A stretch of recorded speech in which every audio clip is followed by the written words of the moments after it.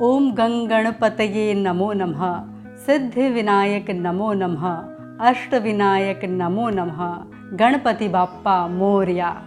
गणपति बाप्पा मेरे आपके हम सभी के हैं। गणेश चतुर्थी आते आते लोग गणेश जी को लाने की तैयारियों में जुट जाते हैं। कोई उनकी मूर्तियां बनाता है तो कोई उन मूर्तियों को घर लाता है। इन दोनों ही मामले में उत्साह बराबर होता है। नमस्कार, मैं वर्षा तिवारी। आइए गणेश चतुर्थी के इस शुभ अवसर पर जानते हैं श्री गणेश के बारे में।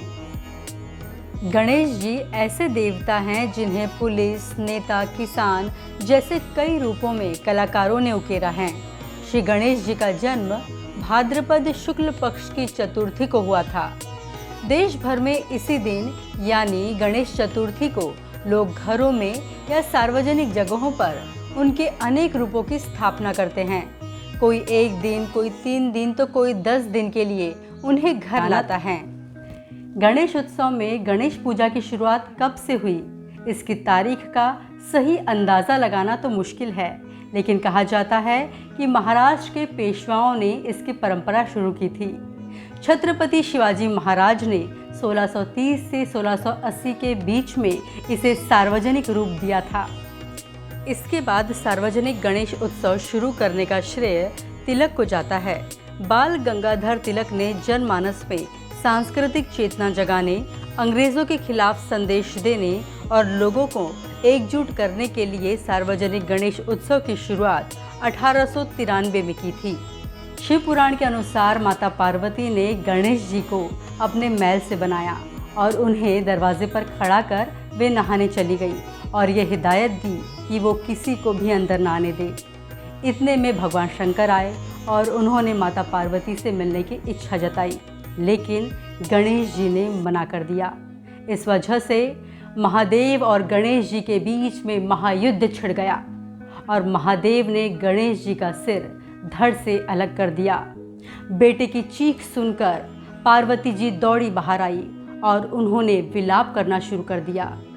माता को देखकर भगवान शंकर ने उनके धड़ पर हाथी का सिर जोड़ दिया और उन्हें गजमुख नाम दिया और नया जीवन दान दिया।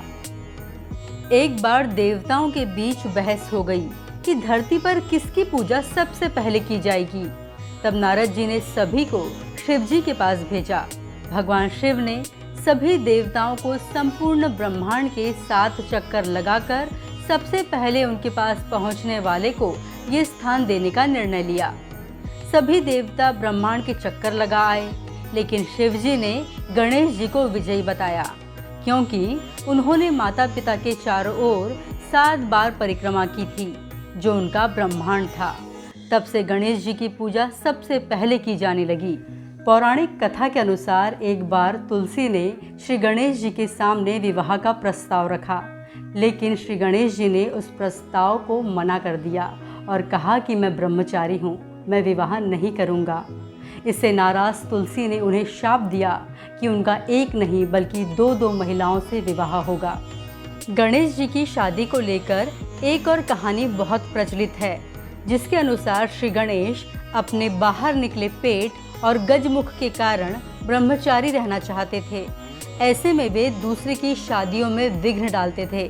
तब ब्रह्मा जी अपनी मानस पुत्रियों रिद्धि और सिद्धि की सहायता से शादियों के विघ्न रोकने लगे। जब गणेश जी को पता चला तो वे दोनों को शाप देने लगे। तभी ब्रह्मा जी आए और दोनों से विवाह करने का प्रस्ताव उनके सामने रखा। श्री गणेश जी को रिद्धि से क्षेम और सिद्धि से लाभ नामक 2 पुत्र हुए, जिसे लोक परंपरा में शुभ लाभ कहा जाता है।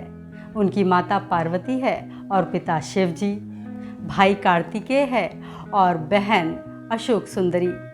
उन्हें बुद्धि समृद्धि का देवता कहा जाता है।